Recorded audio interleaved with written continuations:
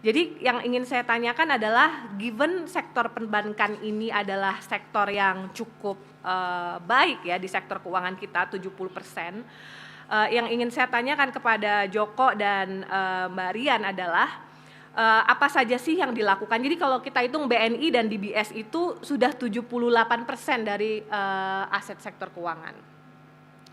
Kalau kita lihat sendiri, apakah ada inisiatif atau program tambahan yang dilakukan oleh perbankan untuk tadi memperbaiki pendalaman, kemudian memperluas akses dan partisipasi masyarakat, intinya inklusi.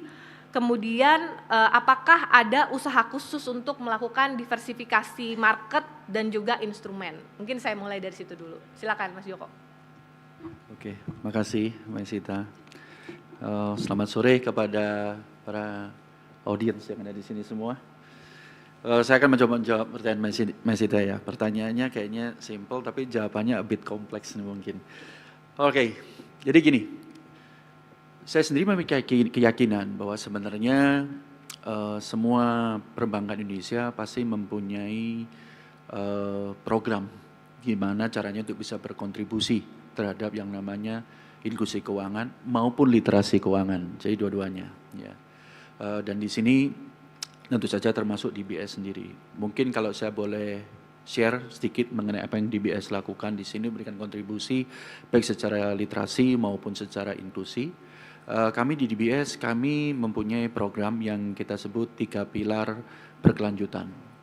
Kenapa kita sebut 3 pilar berkelanjutan? Karena pilar yang kita set ini tujuannya bukan hanya untuk sekedar literasi inklusi, tapi juga sekaligus mendukung kegiatan pemerintah, di mana saat ini pemerintah kan juga sedang galak-galaknya mengkampanyekan ekonomi berkelanjutan atau ESG yang kita sering kenal.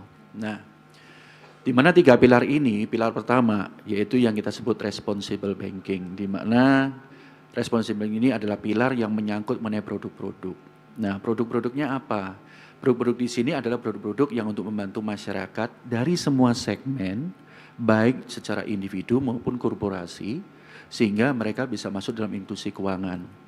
Dan kita juga kombinasikan dengan ekonomi berkelanjutan yang tadi.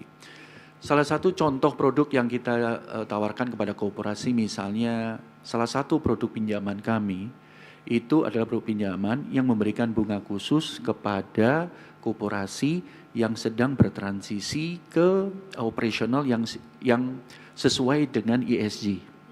Nah, itu salah satu contohnya. Kemudian kalau untuk individu, kita contohnya kita memiliki produk-produk seperti tabungan green saving, dan kita juga ikut serta dalam penawaran produk-produk green sukuk. Nah, selain itu gimana dengan tadi yang saya sampaikan bahwa kita ingin menyampaikan inklusi keuangan kepada semua segmen. Di dalam pilar yang pertama ini kami juga kerjasama dengan pihak-pihak yang lain dalam ekosistem. Jadi kita ada kerjasama dengan seperti salah satunya, kalau boleh sebutkan dengan ya Kredivo, Pak Umang, yang mungkin nanti Pak Umang bisa lebih detail ya di sana.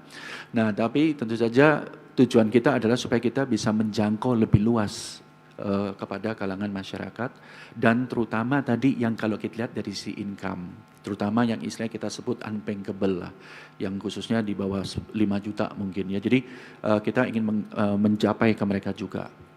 Nah, itu yang poin pilar pertama. Pilar kedua lebih kepada responsible business practice. Kalau ini sifatnya lebih pada gimana kita mengoperasikan operasional perbankan kita di BS untuk supaya kita bisa menunjang ESG tadi. Misalnya kita di dalam Monday statement sekarang kita udah mulai menghindari itu yang menggunakan kertas, kita lari ke e-statement.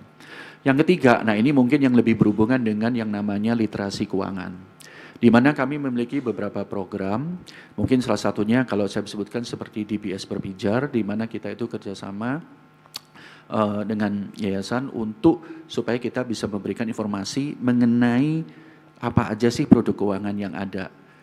Tapi di sini sifatnya bukan menawarkan produk bank, tapi benar-benar memberikan informasi edukasi tujuannya. Jadi produk bank itu apa aja sih? Dan kalau mereka misalnya punya kelebihan dana, mereka bisa naruh di mana, bisa investasi di mana. Nah, itu salah satunya.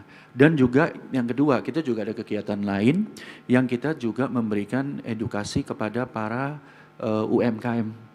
di mana kita memberikan edukasi mengenai gimana sih cara mengelola sumber daya yang ada, gimana mengelola pendapatan, gimana mengelola permodalannya, gimana mengelola keuangannya, sehingga nanti bisa mendapatkan modal yang cukup dan tahu gimana untuk mengembangkan dana yang udah diberikan kepada mereka. Nah, ini semua merupakan bagian dari, 3 pilar merupakan bagian dari kegiatan literasi inklusi keuangan kami. Nah, saya yakin bahwa kegiatan sejenis pasti dilakukan juga oleh bank-bank lain ya, dan saya percaya bahwa support dari atau kontribusi dari para perbankan saya rasa sangat optimal di bidang ini ya. Mungkin itu sedikit dari saya. Makasih.